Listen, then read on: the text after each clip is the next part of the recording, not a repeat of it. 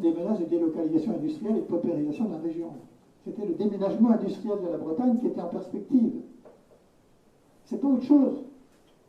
Ça n'a rien à voir avec l'optimisation financière.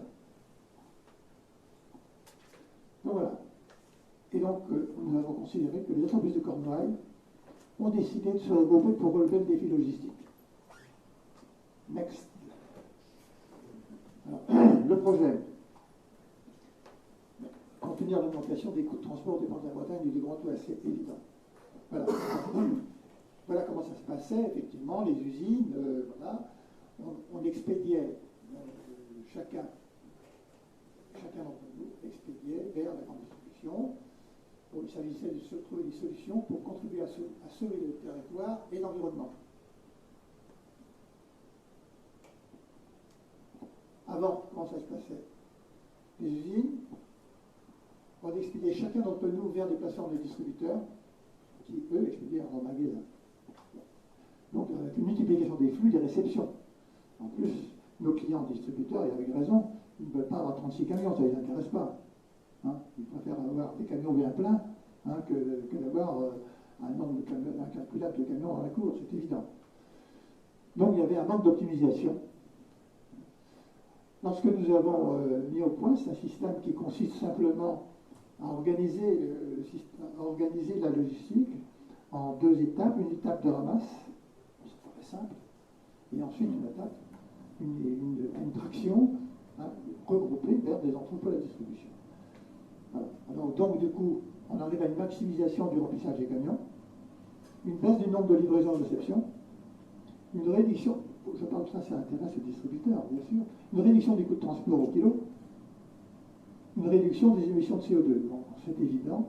Alors, vous savez, réduction du coût de transport, on a envie de dire, mais quelles économies vous avez faites? Il ne s'agit pas de faire des économies, il s'agit de limiter les surcoûts qui venaient effectivement de l'émiettement des commandes. Le morcellement des commandes entraînait des surcoûts énormes.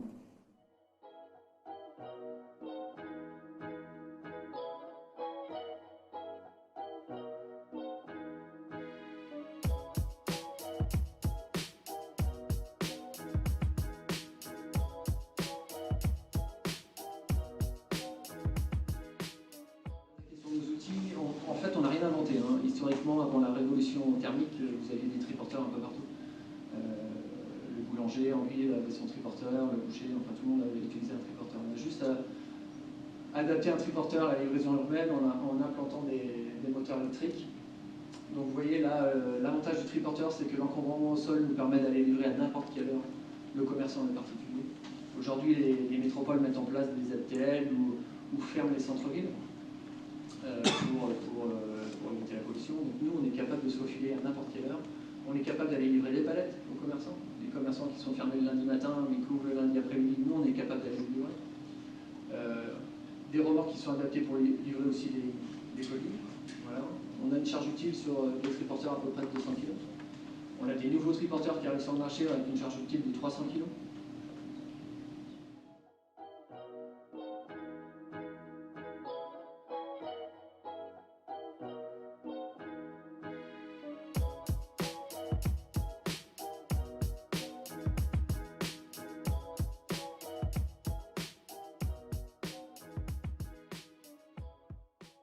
Une dernière question, toujours à propos du personnel de contact.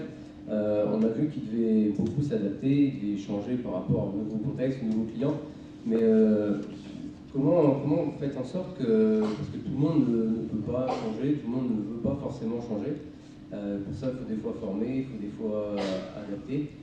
Comment vous faites chez Decathlon pour justement adapter les collaborateurs à ce changement? Parce que c'est pas forcément inné pour tout le monde n'a pas forcément envie.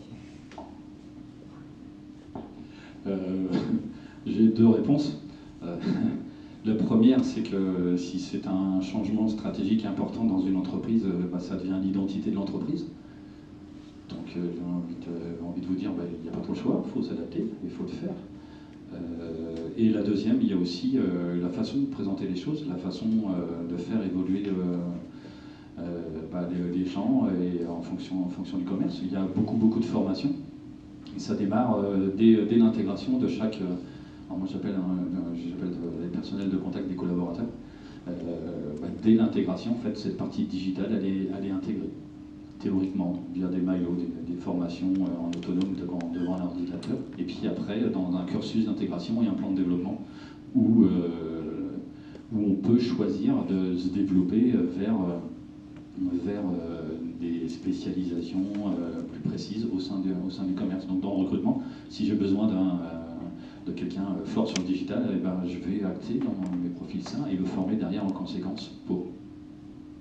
Ça, c'est mon rôle de patron.